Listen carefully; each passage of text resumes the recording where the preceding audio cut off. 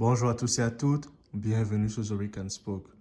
Les amis, j'ai l'immense plaisir de vous retrouver en ce jour afin de faire le débriefing du match ayant opposé Manchester United à Brighton.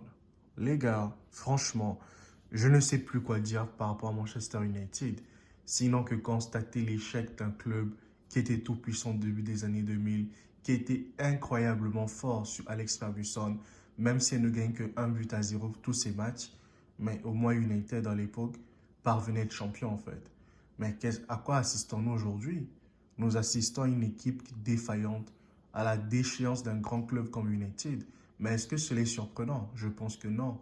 Cela n'est pas du tout surprenant parce que quand on revoit l'interview de Cristiano Ronaldo qu'il a livré à Morgan Pierce l'année passée, il parlait des infrastructures de Manchester United qui étaient inchangées, que les conditions n'étaient pas bonnes, qu'il avait l'impression que le club était resté un vieux club des années, je ne sais pas, 1800 ou bien je ne sais pas, 1700. C'est un club qui n'a pas su s'adapter en fait. Malgré son passage à la bourse, malgré que c'est un club qui a beaucoup d'argent, qui faisait même partie des clubs les plus riches au monde à un moment donné, mais on constate que sur le plan sportif, Manchester United aujourd'hui n'est plus un club compétitif, c'est aujourd'hui un club de marketing en fait. Et cela est triste en fait. C'est triste de voir que Manchester United, autrefois qui était détesté parce qu'elle produisait du beau jeu avec Ferguson, gagnait ses matchs. Mais depuis 2013 à aujourd'hui, cela fait 10 années, 10 ans que Manchester United n'arrive plus. Manchester United aujourd'hui se prend des raclées contre des équipes comme Brighton. Mais Brighton, sans leur manquer du respect, n'est pas une équipe du top 4, du Big Four comme on dit en Angleterre. Brighton n'est pas du Big Four. Brighton, c'est une équipe en reconstruction. Et moi, j'ai découvert Brighton comment?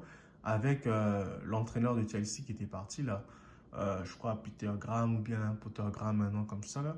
Celui qui avait comme pris Chelsea à un moment donné quand Todd Bowley avait viré Thomas Tuchel et qu'il avait comme installé au poste pour être entraîneur de Chelsea. C'est là où j'ai découvert un club qu'on appelait Brighton.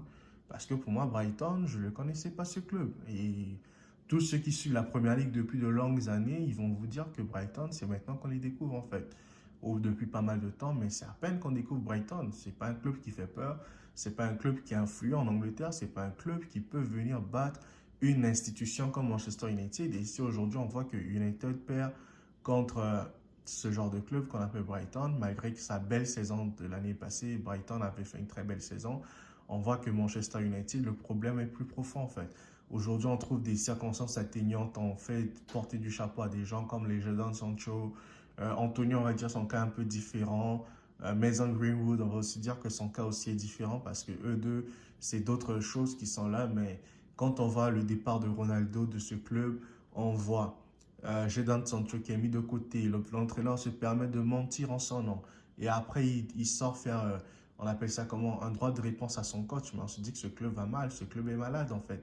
Quand on a un club comme Manchester United, quand on met toutes les responsabilités sur Bruno Fernandes, un inconnu, Bruno Fernandes, c'est à peine qu'il est à Manchester United qu'on le connaît tous. Mais quand il était au Sporting Lisbonne, on ne connaissait pas ce joueur. Franchement, on pouvait demander à quelqu'un, tu connais Bruno Fernandes dans la rue, il va te dire, je ne le connais pas, c'est qui. Mais depuis qu'il a United, il était surcoté ce joueur. Moi, franchement, je trouve que Bruno Fernandes est un joueur qui est nul. Honnêtement parlant, hein, footballistiquement parlant, il est nul. Il n'apporte rien à ce club de banc, à part marquer des pénaltys, râler sur le terrain, crier comme un fou. Voilà. Il est surcoté Bruno Fernandes. Il n'apporte rien de rien à Manchester United en fait.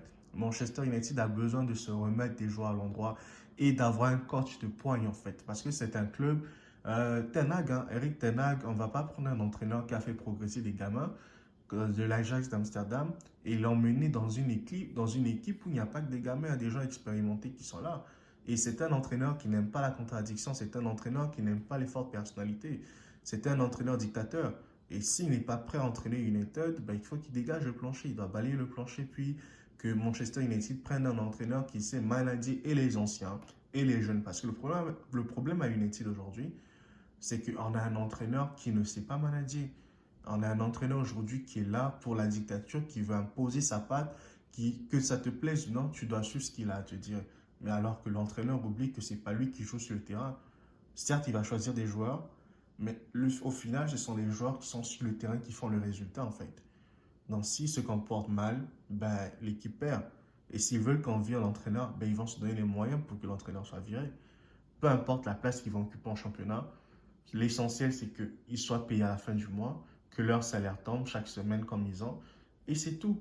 L'entraîneur, qu'il soit là ou qu'il ne soit pas là, il va sauter à un moment donné. Donc, Erik ten Hag devrait être plus humble, plus apprendre de son équipe, au lieu de venir avec des idées révolutionnaires qui n'ont pas le sens d'être. Parce que on a vu avec ten Hag sa première année à l'Ajax, là où il avait conduit l'Ajax jusqu'en demi-finale. Et la deuxième année à l'Ajax, là où c'était catastrophique en fait. Il n'a rien foutu de bon, Erik ten Hag.